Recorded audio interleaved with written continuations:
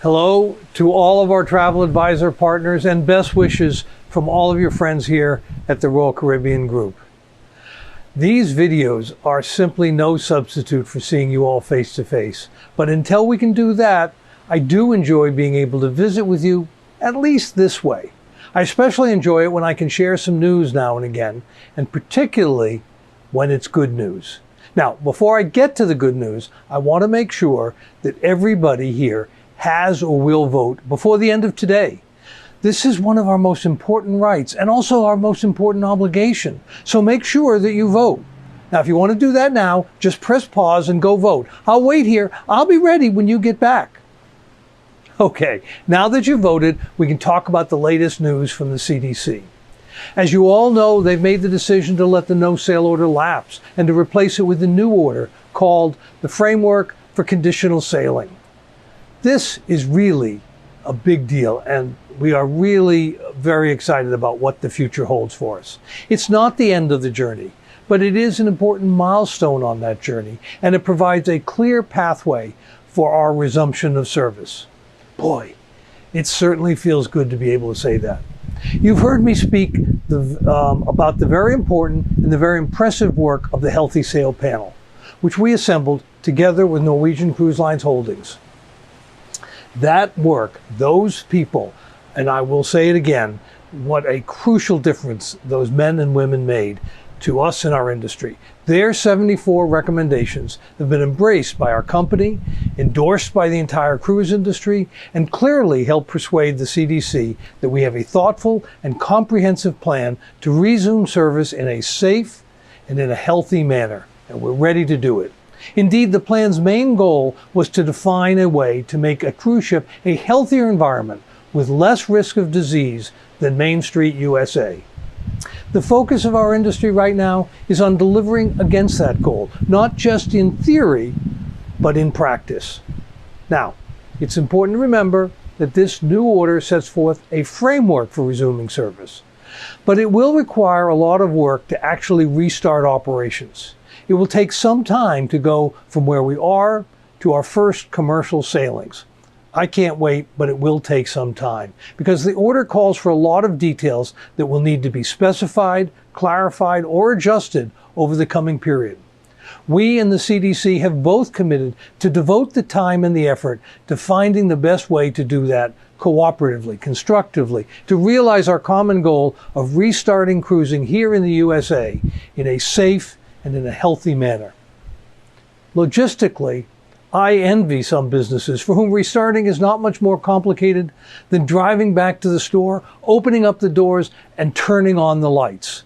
For us, we have a number of steps that we have to take. We have to train our crew in the new procedures, and we have to get them safely back to our ships. This includes having every one of them take multiple COVID tests before they leave home and after they arrive to their home port, and then engaging in a quarantine period after they've done all the testing.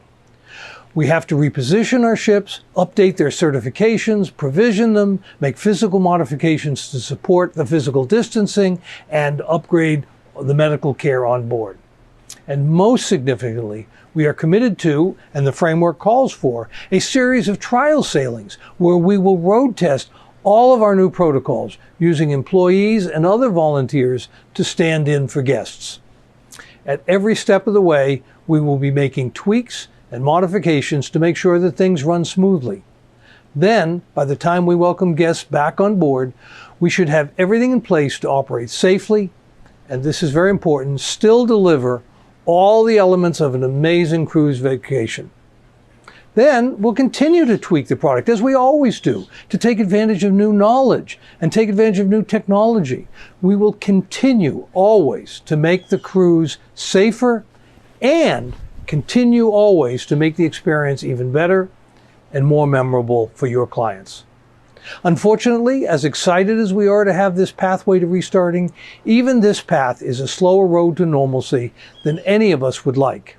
We know how eager you all are, and we all are, to start selling cruises again after an exceedingly painful 7 months. We too want that slow part to be as quick as we can make it. but we are significantly closer to resuming service than at any point since March, and we are so much better prepared for that moment than we have ever been.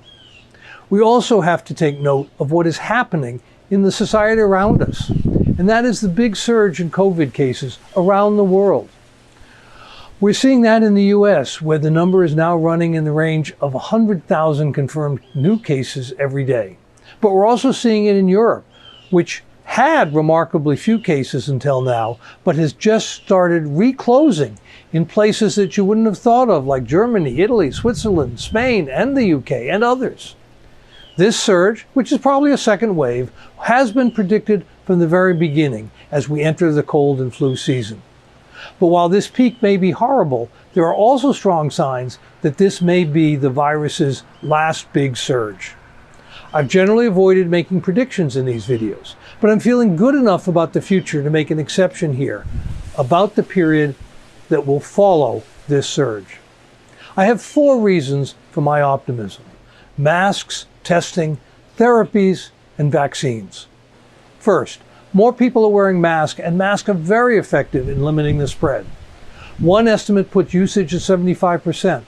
If we all wear masks now, we won't have to wear them as long later on. 2, at the same time, testing is undergoing an extraordinary improvement in speed, cost, and ease of use.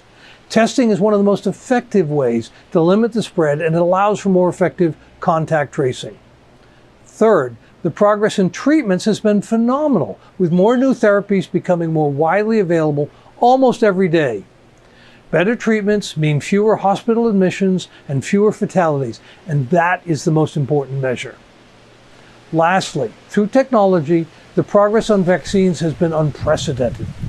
It's still going to take a while for enough vaccine to be produced for everybody, but there will be enough early production to protect the most vulnerable amongst us. Now, while each of those factors will help contain the spread next year, it's the cumulative combination of all of these taken together that I hope will constrain the risk of the virus, causing another comparable surge after we get through this current one. I view it a little bit like Swiss cheese. Every slice of Swiss cheese has holes in it, but if you put together a bunch of slices, you get a block of cheese. And that block of cheese has no holes, it's impermeable. That's how I hope these new developments will work to speed our return to normalcy. Our industry has suffered over the long 7 months, but now we finally have a pathway forward. We have an opportunity to take advantage of the special expertise that we have obtained. We can take advantage of the lessons that we have learned and take advantage of the science and medicine. And finally, we can take advantage of the unique characteristics of cruise ship that create something special and safe. We greatly appreciate the new order from the CDC, and we're looking forward to working with them to bring back cruising in a way that makes our guests safer than in their hometowns. Our industry is strong, and our partnership with all of you is resilient. We'll get through this as we have in past crises, together. And now, remember, go wash your hands and tighten up that mask. We have new protocols, you know.